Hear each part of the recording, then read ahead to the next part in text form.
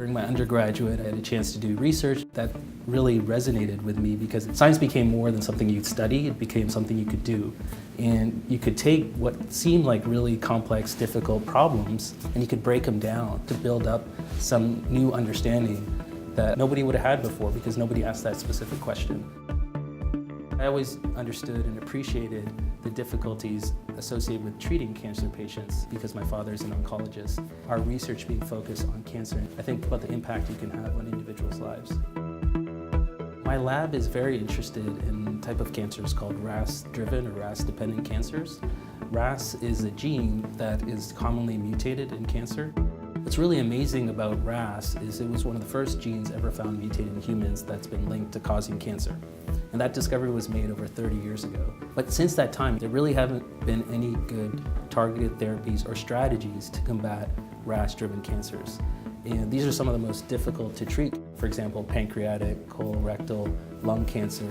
So my lab is focused on studying these cancers and trying to come up with new strategies that could translate and become therapies for individuals with these cancers. And we're taking chemistry and structural biology approaches. We know that proteins can adopt different shapes. They can be in inactive or active states. What we're coming up with are chemistries that would change the shape of these key drivers in cancer cells. If we go back into the patient with these molecules, then we think that these drugs will be effective because they'll essentially rewire a cancer cell in a patient, but they might not affect their normal cells.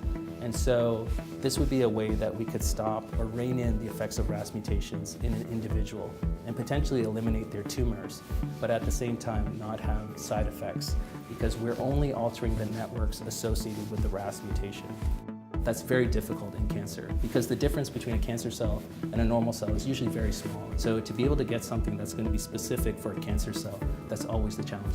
That's what we're really excited about, to get these funds and to be able to do these next experiments that are really critical to developing a new strategy for Ras-driven cancers. If we're right and if we can actually come up with a new strategy for these cancers, it could have a significant impact, not only on Ras-dependent cancers, but potentially on other cancers and even other diseases, because we're taking what I think is a very different approach to these very difficult diseases.